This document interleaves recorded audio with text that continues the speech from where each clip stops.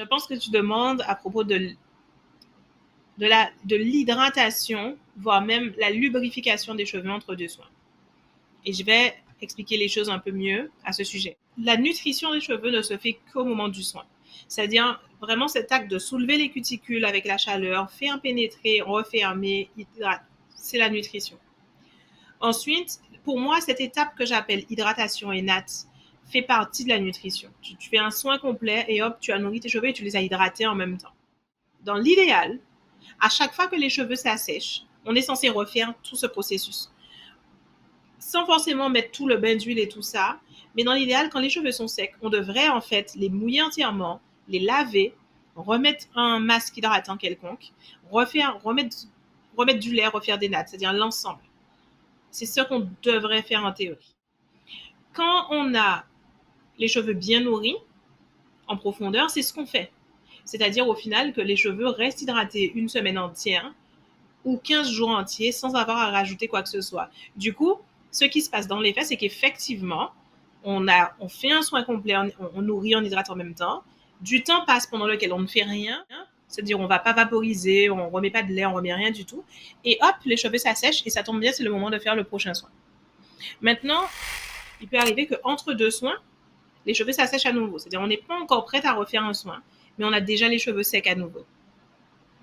Et c'est quelque chose qu'il faut gérer parce que quand les cheveux crépus sont asséchés, ils vont faire des nœuds. Ils vont beaucoup rétrécir, faire des nœuds, se casser potentiellement. Donc, on ne peut pas juste les laisser comme ça et espérer que ça aille bien. Il faut qu'on adresse le sujet. Et c'est là qu'on va faire ce que moi j'appelle une réhydratation. Même si on est d'accord que c'est un abus de langage. Les cheveux ne sont pas en profondeur réellement réhydratés.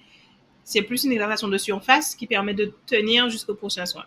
Et dans ce cas-là, ce qu'on va faire, c'est qu'effectivement, on va revaporiser, on va remettre du lait, on va remettre du beurre et on va refaire des nattes. Moins que le jour du soin. Le jour du soin, je recommande de faire entre 12 et 16 nattes.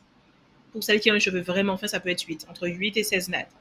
En semaine, quand on est en train de faire cette réhydratation, c'est moitié moins. Moi, je fais 16 nattes après mon soin. Si je dois faire une réhydratation, je vais faire 8 nattes. C'est de ça dont tu parles. Mais si tes cheveux ne se sont pas asséchés réellement entre deux soins, tu n'as aucune raison d'utiliser du vapeau en fait. Et en aucune circonstance, tu ne vas utiliser un vapeau seul. C'est-à-dire juste vaporiser les cheveux, les natter, puis passer à autre chose. Si tu vaporises, c'est que tu es en train de faire cette réhydratation de surface. Donc, tu vas vaporiser, tu vas mettre du lait, tu vas mettre du beurre et tu vas refaire des nattes.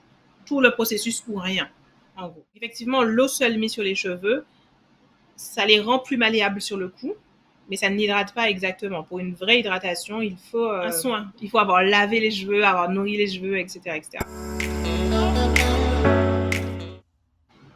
La fréquence des soins, c'est toutes les semaines ou tous les 15 jours, en fonction des disponibilités de chacune. Je recommande grandement toutes les semaines, évidemment.